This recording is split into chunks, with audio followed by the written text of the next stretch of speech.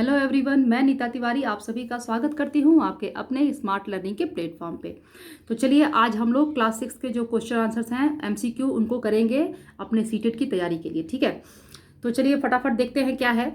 Question number 1 देखिए कि where is the evidence of wheat barley sheep goat cattle found. ठीक है, option देखिए कोल्डेहवा, बी गुफकराल, सी मेहरगढ़ और डी हल्लूर। तो कहाँ से एविडेंस हमें प्राप्त हुए हैं? Wheat barley sheep goat cattle found से, ये सब जो इनके जो एविडेंस हैं वो हमें कहाँ से मिले हैं? तो बताइए इसके जो एविडेंस हैं वो हमें कहाँ से मिले हैं?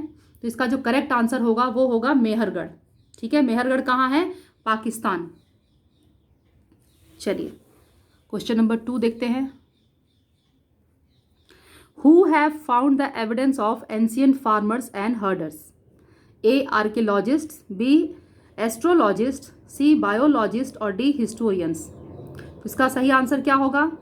आर्कियोलॉजिस्ट्स। ठीक है। Question number 3, in the ancient time dead person was to serve as food as in next life.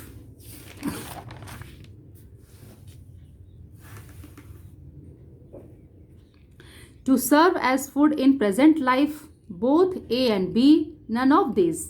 तो जो एंशियंट टाइम में जब लोग मर जाते थे तो उनके साथ में क्या हमने पढ़ा है ना कि खाना जो है उनके साथ में खाना भी दफनाया जाता था, रखा जाता था, है ना।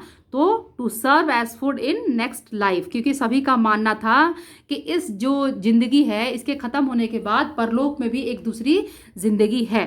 ठीक है, तो उसके सर्वाइवल के लिए लोग क्या करते थे? खाना भी डेड पर्सन के साथ में रख दिया करते थे, है ना। ये हम लोग पढ़ चुके हैं। चलिए आगे बढ़ते हैं।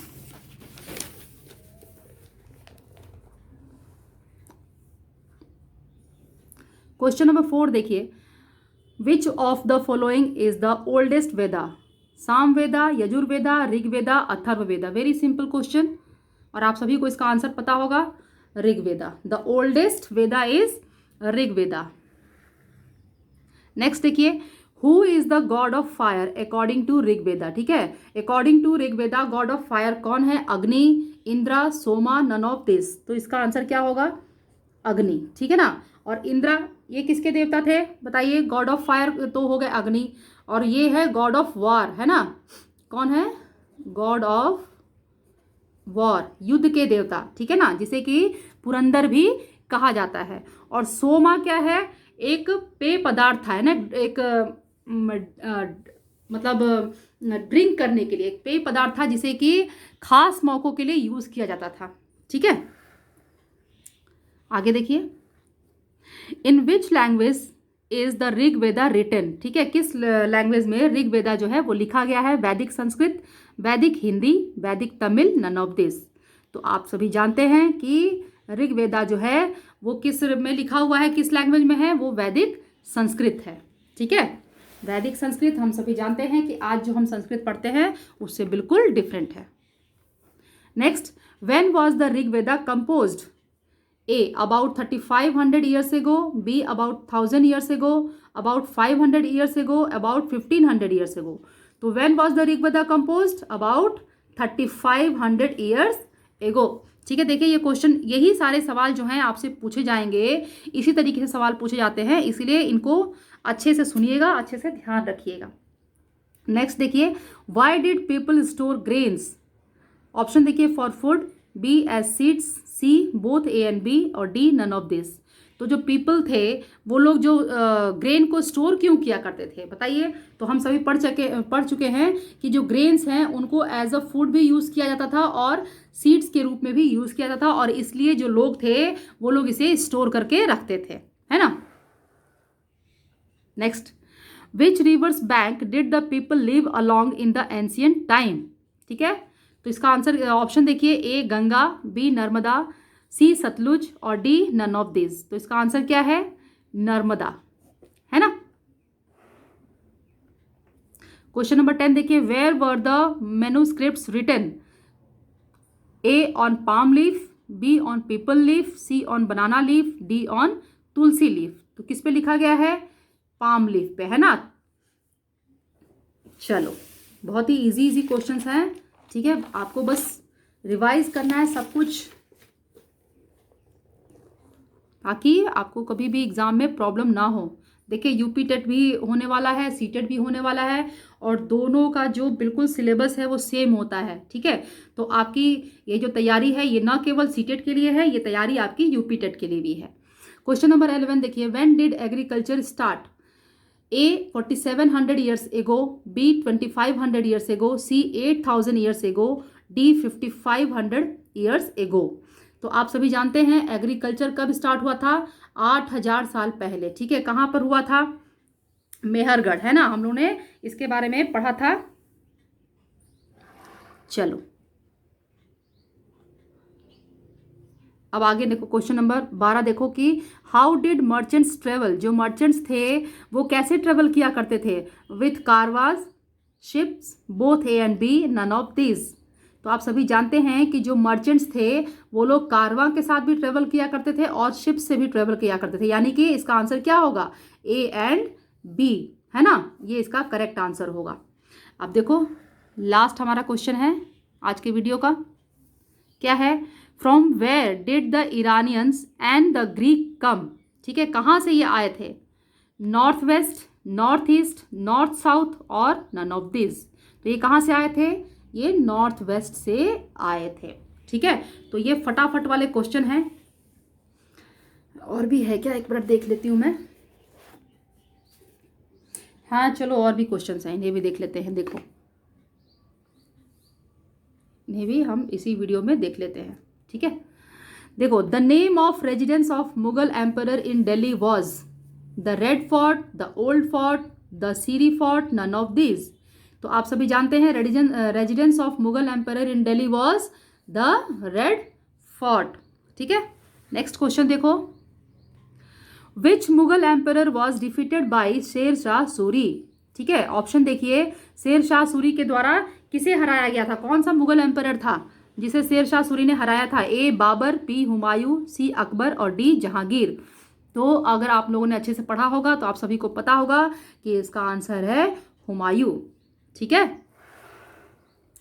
नेक्स्ट देखिए, what is the ruling period of Jahangir? ठीक है, जहांगीर का रूलिंग पीरियड क्या है? ए 1526 से 1530 एडी, बी 1530 से 1556 एडी, सी 1556 से 1605 एडी और डी 1605 से 1627 एडी। तो जहांगीर का रूलिंग पीरियड क्या है? What is the ruling period of Jahangir? Correct answer is D. ठीक है, 1605 से लेकर 1627, 1526 से 1530 ये किसका रूलिंग पीरियड है? ये बाबर का है ना, बाबर। देन 1530 से 1556 किसका है? हुमायूं। 1556 से 1605 किसका है? अकबर। और उसके बाद आता है जहांगीर। ठीक है, क्लियर? चलिए आगे देखते हैं क्या है।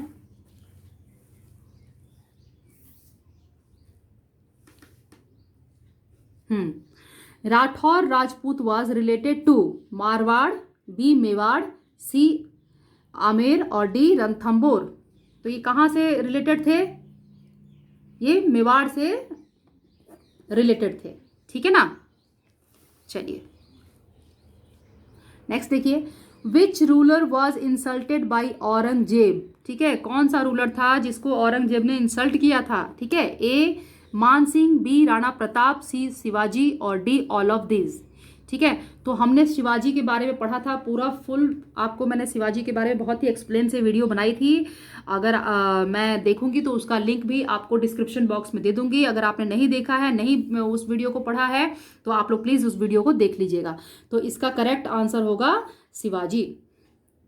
ठीक है, नेक्स्ट देखिए, who was Akbar's revenue minister? Akbar का रेवेन्यू मिनिस्टर कौन था? ए राजा टोडरमल, बी बिरबल, सी अब्दुल फजल और डी तानसेन।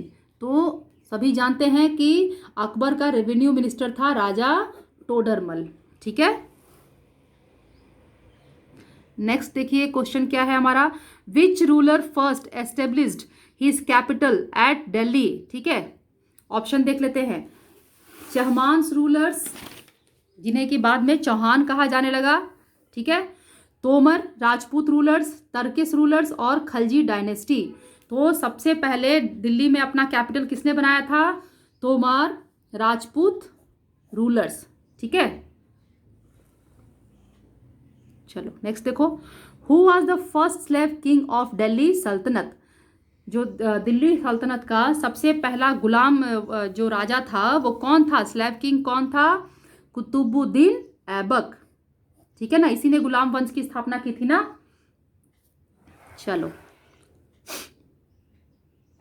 नेक्स्ट देखो, what was the language of administration under the Delhi sultans, ठीक है। जो दिल्ली के सुल्तान थे उनका जो एडमिनिस्ट्रेशन था उसमें कौन सा लैंग्वेज यूज किया जाता था?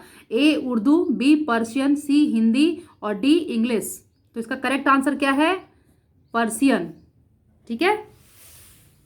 चलिए नेक्स्ट देखिए, हु वाज उलेमा। ऑप्शन देखो, slave, purchased for military service, B ruler, C scholar of Islamic learning और डी एन इन्वेडर। तो इसमें से बताइए उलेमा कौन थे, ठीक है। हु वाज उलेमा, तो उलेमा कौन थे? Scholar of Islamic learning. Next देखो, which new dynasty developed in eastern part of the country. Option देखो, चोलास, बी पालास, ठीक है, सी चहमानाज इंग्लिश में, डी राष्ट्रकूटाज, ठीक है। तो चोल थे, पाल वंश था या चहमान था या राष्ट्रकूट था। तो which dynasty developed in eastern part? The correct answer is Pala, ठीक है, पालास। अब आज का हमारा आखिरी क्वेश्चन है ये, इसके आगे अब नहीं है, इसके आगे हम अगले वीडियो में करेंगे। तो देख लेते हैं फटाफट क्या है। What is the literal meaning of Hiranyagarbha, ठीक है। A Rashtrakutas, B Dantidurga, C golden womb और डी गोल्डन डियर। तो इसका जो मीनिंग है हिरण्यगर्भा का, इसका मीनिंग क्या है? गोल्डन वूम, ठीक है, गोल्डन वूम। इसका हिरण्यगर्भ जो है ये क्या है? एक रिचुअल्स था ना, इसमें क्या होता था कि अगर किसी को किंग बनना है तो उसको, अगर वो क्षत्रिय नहीं है और उसे किंग बनना है तो क्या करेगा? ये हिरण्यगर्भ संस्कार करके, ये रिचुअल को परफॉर्म करके वो अपने आप को वो क्षत्रिय बना लेता था, ठीक है, क्षत्रिय में कन्वर्ट कर लेता था और फिर वो राजा बनने के योग्य हो जाता था, ठीक है।